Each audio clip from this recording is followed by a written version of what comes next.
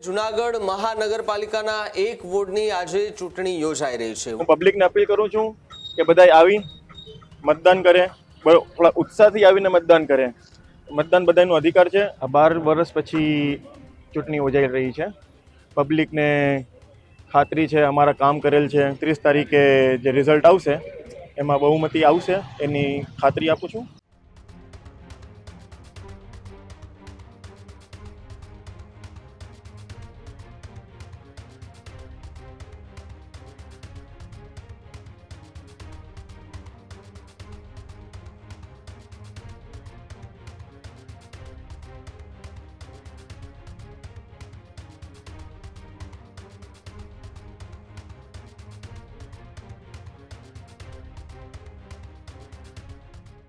જૂનાગઢ મહાનગરપાલિકાના એક વોર્ડની આજે ચૂંટણી યોજાઈ રહી છે। વોર્ડ નંબર 3ની પેટા ચૂંટણી માટે મતદાન શરૂ થઈ ચૂક્યું છે। ભાજપ કોંગ્રેસ અને આપ વચ્ચે ત્રિપાંખીયો જંગ થઈ ચૂક્યો છે। સવારે 7 વાગ્યાથી મતદાનની પ્રક્રિયા શરૂ થઈ ચૂકી છે। સાંજે 6 વાગ્યા સુધી મતદાન ચાલુ રહેશે। 13,919 મતદારો આજે મતાધિકારનો ઉપયોગ કરશે।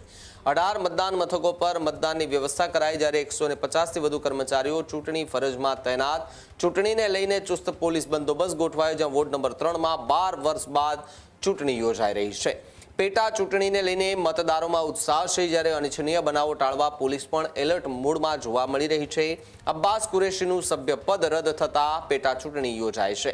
સભ્યપદ ખાલી પડતા વોર્ડ નંબર 3માં ચૂંટણીનો મહાજંગ જામી ચૂક્યો છે।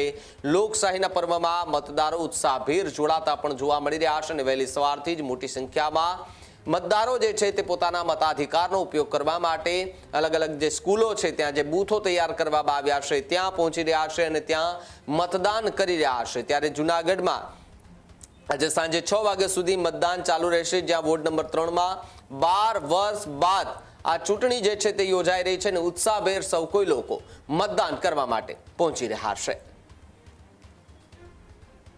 મેં વોર્ડ નંબર 3ની જે પેટા ચૂંટણી યોજાઈ રહી છે એમાં મેં મારો ફોર્મ ભારતીય જનતા પાર્ટી તરફથી ભરાયેલ છે। મેં મારો મત આપેલ છે।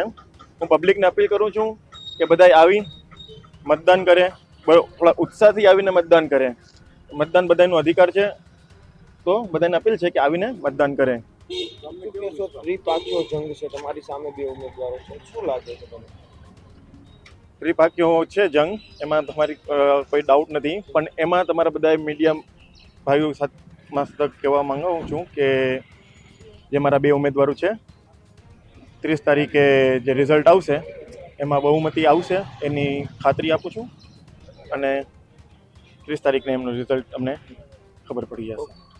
કેટલા વખત પછી આ ફરીથી, કારણ કે અગાઉ તો બિનહરીફ 12 વર્ષ પછી ચૂંટણી યોજાઈ રહી છે। પબ્લિકને ખાતરી છે, અમારા કામ કરેલ છે। એ 14,000 મતનો વિસ્તાર છે। કોઈથી એમાં કામના લીધે અને વિકાસના કારણે કોઈથી આમાં ચૂંટણી આવેલ નથી, કોઈ ઉમેદવાર આવ્યા નથી।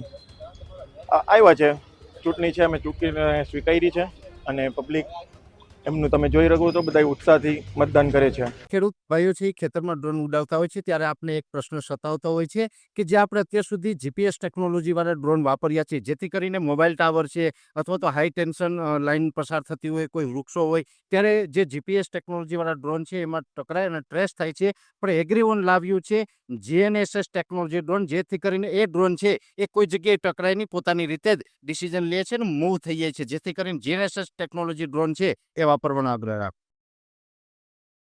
અત્યારે જ ન્યૂઝરૂમ ગુજરાતની યુટ્યુબ ચેનલને સબસ્ક્રાઇબ કરો અને ઇન્સ્ટાગ્રામ અને ફેસબુક પર ફોલો કરો। અપડેટ રહો, સત્યની સાથે રહો।